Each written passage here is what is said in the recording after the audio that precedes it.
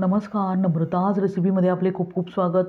तर आज आपण एक अतिशय लोकप्रिय, चविष्ट आणि उपवासाला चालणारी डिश शिकणार आहोत. ती म्हणजे साबुदाणा खिचडी.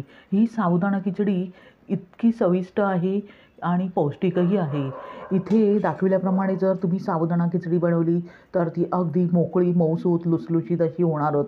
इथे मी बटाट्याचा न वापर करता मऊ लुसलुशीत अशी खिचडी कशी बनवायची ते ह्या व्हिडिओमध्ये अगदी व्यवस्थितपणे दाखविले आहे.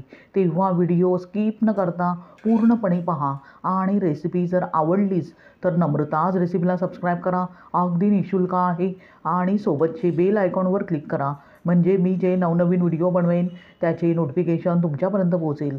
लाईक करा आणि आपल्या मित्रमैत्रिणींना शेअर करा. चला तर मग जास्त वेळ न घालवता साबुदाण्याची खिचडी बनवायला सुरुवात करूया. साबुदाणा खिचडी बनवण्यासाठी सर्वात महत्त्वाचा घटक म्हणजे साबुदाणा. साबुदाणा व्यवस्थित भिजवून घ्यायचा आहे. इथे मी 1 वाटी साबुदाणा 2 ते 3 वेळा स्वच्छ पाण्याने धुवून नंतर साबुदाणा बुडेल इतपत त्यामध्ये पाणी घालून रात्रभर 7 ते 8 तास व्यवस्थित भिजवून घेतला आहे. अशा प्रकारे मोकळा मऊसूत साबुदाणा असला पाहिजे तर खिचडी अगदी मोकळी, मऊसूत आणि लुसलुशीत अशी तयार होते. आता साबुदाणा बाजूला ठेवूया. त्यानंतर इथे मी गॅसवर एक पॅन ठेवला आहे.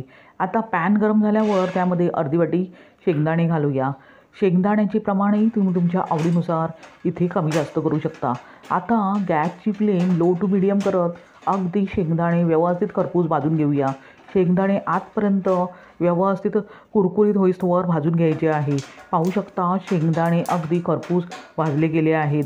आता लगेचच ते आपण एका ताटात काढून थंड करून घेऊया.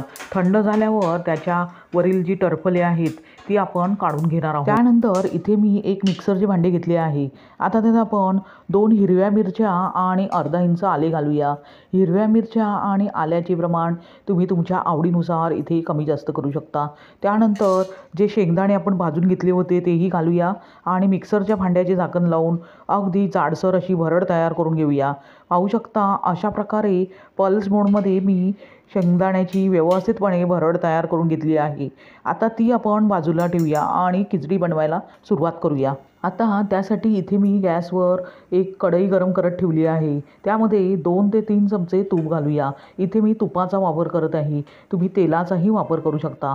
आता तूप गरम झाल्यावर त्यामध्ये 1 चमचा जिरे घालूया आणि जिरे व्यवस्थित तडतडू देऊया. अशा प्रकारे जिरे अगदी चमच्याने व्यवस्थित तुपात एकजीव करून तडतडू देऊया. साधारणतः 1 ते 2 मिनटे जिरे व्यवस्थित तडतडून घेतल्यावर त्यामध्ये जी शेंगदाण्याची भरड तयार करून घेतली होती ती घालूया आणि साधारणतः 1 ते 1.5 मिनिट तुपात व्यवस्थित परतून घेऊया. त्यामुळे आपली खिचडी खमंगत अशी तयार होते. आता साधारणतः 1 ते 1.5 मिनिटानंतर सर्व जिन्नस व्यवस्थित तुपात परतून घेतल्यावर लगेचच त्यामध्ये चवीनुसार मीठ आणि 1 चमचा साखर घालूया. साखर जर घालायची असेल तर घाला, नाही घातली तरी चालेल. आता तीही आपण या मिश्रणात व्यवस्थित एकजीव करून घेऊया. पाहू शकता सर्व जिन्नस व्यवस्थित एकजीव झाले आहेत.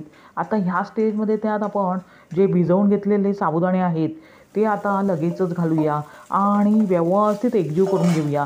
हे करत असताना गॅसची फ्लेम लो टू मीडियम करत अगदी साबुदाणे शेंगदाण्याच्या मिश्रणात अगदी व्यवस्थित एकजीव करून घ्यायचे आहेत.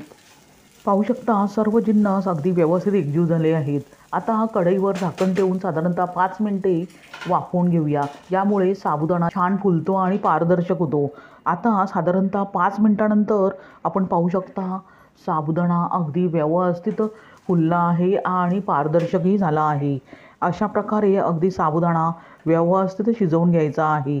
आता पुन्हा साधारणतः 2 ते 3 मिनटे साबुदाणे अशा प्रकारे व्यवस्थित परतून घेऊया आणि एकजीव करून घेऊया. पाहू शकता आपली साबुदाणा खिचडी पूर्णपणे तयार झाली आहे आणि साबुदाणा किती मोकळा आणि सुटसुटीत झाला आहे. अशा प्रकारे अगदी साबुदाण्याची खिचडी व्यवस्थित तुपात परतून घ्यायची आहे. अगदी एक एक दाणा मोकळा सुटसुटीत झाला आहे आणि मऊ लुसलुशीत अशी खिचडी तयार झाली आहे. लगेचच गरमागरम साबुदाणा खिचडी सर्व करूया. अशा प्रकारे तयार झाली मऊ लुसलुशीत गरमागरम आणि स्वादिष्ट अशी साबुदाणा खिचडी. तुम्ही ही खिचडी दही किंवा शेंगदाणा चटणीबरोबर खाऊ शकता. ही खिचडी तुम्ही उपवासाच काय नाश्त्याला किंवा अगदी कधीही बनवून खाऊ शकता. फारच अप्रतिम लागते. इथे दाखवल्याप्रमाणे जर तुम्ही खिचडी बनवली तर ती अगदी परफेक्ट होणारच. तुम्हाला ही रेसिपी कशी वाटली ते कमेंट करून सांगा. आणि रेसिपी जर आवडलीच तर नम्रता आज रेसिपीला सबस्क्राईब करा. अगदी निःशुल्क आहे. लाईक करा आणि आपल्या मित्रमैत्रिणींना शेअर करा. पुन्हा भेटूया अशाच स्वादिष्ट अशा रेसिपीसह. धन्यवाद. श्री स्वामी समर्थ.